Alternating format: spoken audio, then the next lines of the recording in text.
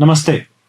तो दुनिया में कोई भी उतार चढ़ाव होता है तो उसका असर आपको शेयर बाजार पे दिखाई देता है। बहुत सारे उदाहरण आप जानते हैं। रूस यूक्रेन का वार होगा, दुनिया में कई तरह की घटनाओं के लिए, कैलिफोर्निया में आग लग जाए तो आप देखेंगे कि आपके शेयर बाजार पे फर्क पड़ जाता है। फिर ऐसे में अगर देश का बजट पेश हो तो शेयर बाजार पे असर पड़ेगा कि नहीं पड़ेगा, और पड़ेगा तो कैसा पड़ेगा, और आने वाले दिनों में आज जो बजट पेश हुआ है उसका असर कैसा पड़ेगा। इस पर बातचीत करने के लिए हमारे साथ इस वक्त हैं सीए विकास आर सहाय जी। आपका बहुत बहुत स्वागत है। आप एमडी और सीईओ हैं वी कैप मनी के मोतीलाल ओसवाल के साथ पार्टनरशिप में। बहुत स्वागत है आपका।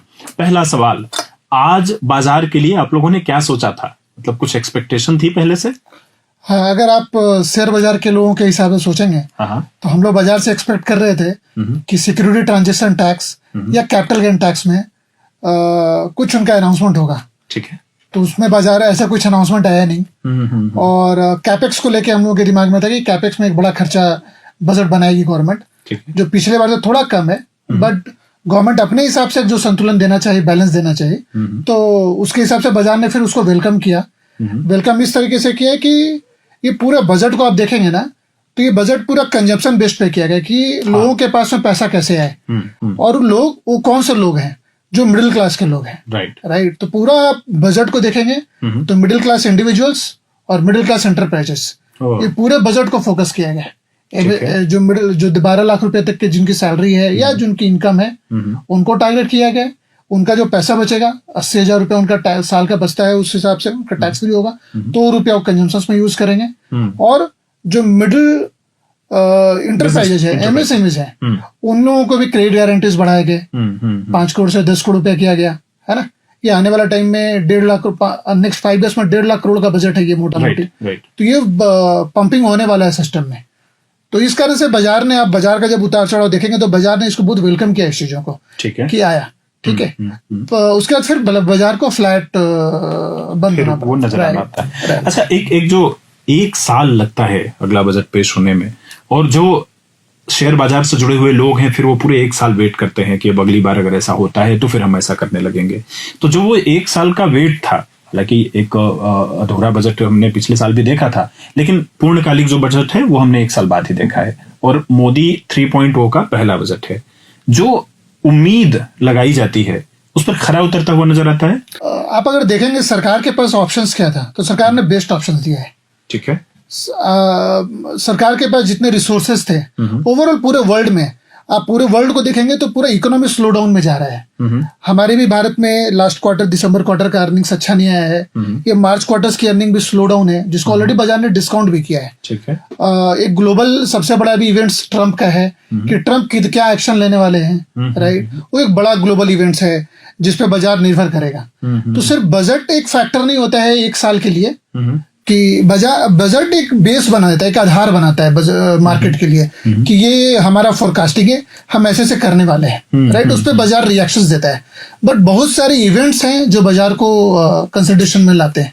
अच्छा, थोड़ा डीप में चलते हैं, एक बार इवेंट्स पर भी जिक्र करते हैं। जैसे एक सैलरीड अकाउंट वाली हमने बात कही कि 12 लाख रुपए तक में उन लोगों को जो रियायत मिली है वो रिबेट करके 0 करा सकते हैं, उसको बाजार ने वेलकम ऑलरेडी किया है। राइट। इसके अतिरिक्त कई सारे किसानों के लिए क्रेडिट कार्ड में योजना 3 लाख से 5 लाख किया गया। करेक्ट।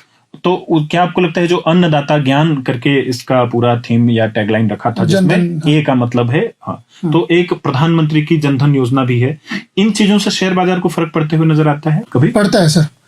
ये रूरल इकोनॉमी में एक रूरल इकोनॉमी है इंडिया का, जो पूरे इक्विटी मार्केट में आप देखेंगे तो 30% अभी भी स्टेक वहां से आता है। 30%। राइट।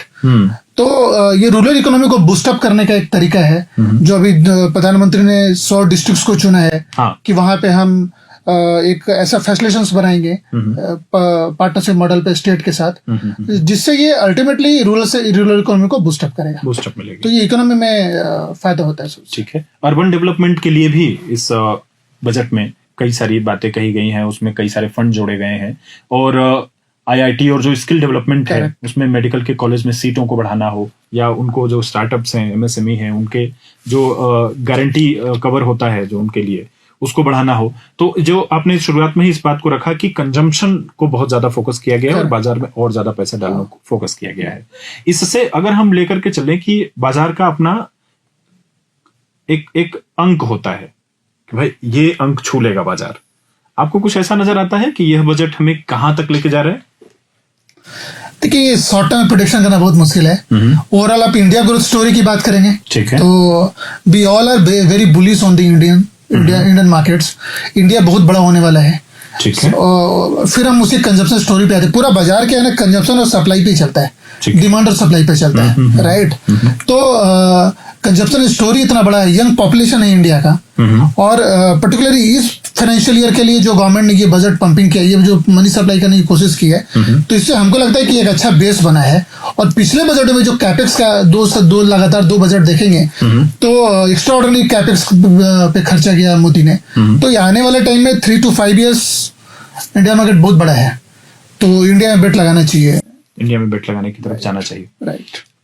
एक बार बात करेंगे टीडीएस की, तो टीडीएस पर इस बार ये नजर आया है कि सीनियर सिटीजन्स के लिए 50,000 से 1 लाख रुपए तक, जो पहले 50,000 था उसको बढ़ा करके अब 1 लाख तक उन्हें रियायत दी जाएगी। सीनियर सिटीजन्स का कोई रोल होता है शेयर बाजार के उतार चढ़ाव में? बहुत कम रोल होता है। एक्चुअल में जब सीनियर सिटीजन आते हैं उन लोग अप्रत्यक्ष रूप से बाजार में आते हैं। अच्छा, वो लोग सेफ्टी चाहते हैं, और होना भी चाहिए कि भाई उनको कवर होना चाहिए। तो नॉर्मली एसआईपी और एसडब्ल्यूपी के थ्रू आते हैं, मतलब म्यूचुअल फंड में एसआईपी के थ्रू या एसडब्ल्यूपी के थ्रू आते हैं। अच्छा, अच्छा। तो पैसिव रहते हैं वो लोग, तो डायरेक्ट उनका इम्पैक्ट नहीं होता है बाजार पे, इनडायरेक्टली रिटेल मनी के थ्रू पैसा।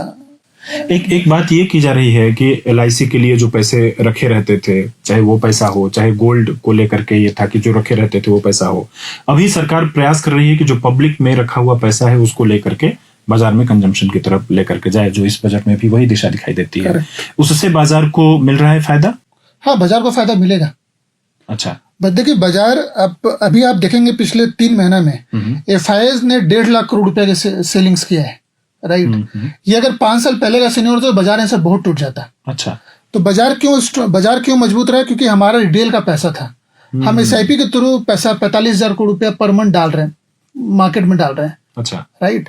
तो ये बड़ा पैसा है जो इस चीज को बैलेंस किया हुआ बाजार को। और स्टिल अभी मेरा तो ये लोगों को बोलना होगा, अभी जैसे दिसंबर में एक फिगर आया है कि एसआईपी बहुत लोगों ने कम किया है, रोका है, राइट। लेकिन मेरा तो बहुत स्ट्रांगली सजेशन है लोगों को कि अगर आपके पास पैसा है तो एसआईपी में पैसा एसआईपी की तो रूट कीजिए। और तो ये सही समय है इसके लिए? एकदम सही समय, राइट टाइम है इंडिया में पैसा लगाना, इक्विटी में पैसा लगाना।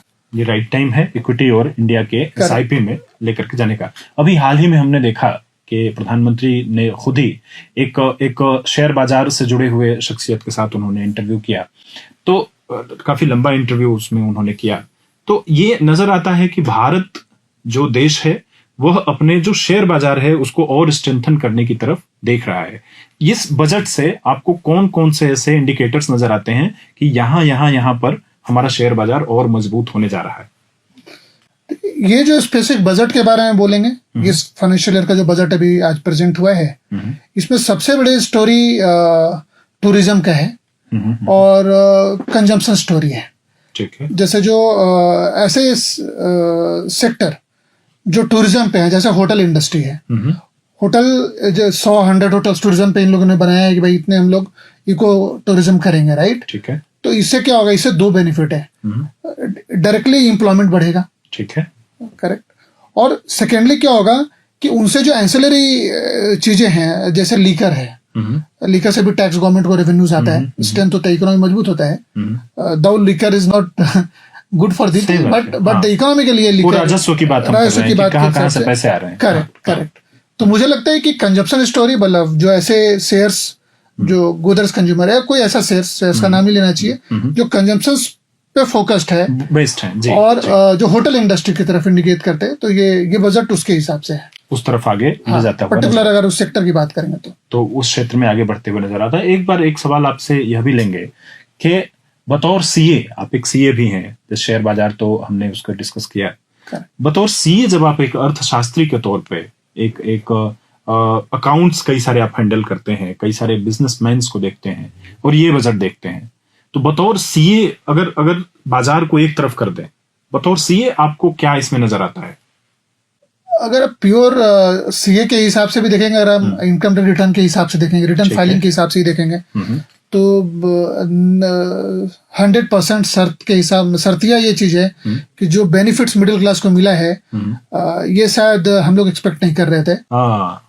10 लाख तक हम लोग सोच रहे थे सर, में मीडिया में था कि 10 लाख तक का होगा, बट 12 लाख रुपया ये क्रांतिकारी बजट है प्रत्यक्ष कर के हिसाब से, डायरेक्ट टैक्स के हिसाब से। डायरेक्ट टैक्स में ये अपने तरीके का एक रिवोल्यूशनरी क्रांतिकारी बजट है। जी।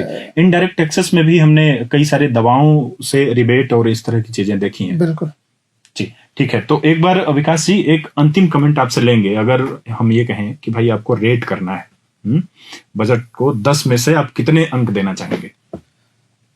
मैं 9 नंबर दूंगा, 9/10। तो 10 में से 9 नंबर आप इसको देते हैं। बहुत बहुत विकास जी आपका हम शुक्रिया अदा करना चाहते हैं। बाजार से जुड़े हुए कई सारे सवालात लोगों के मन में क्लैरिटी आई होगी, और खास बात जो आपने कहा है कि सबसे वाजिब समय है, सबसे सही समय है।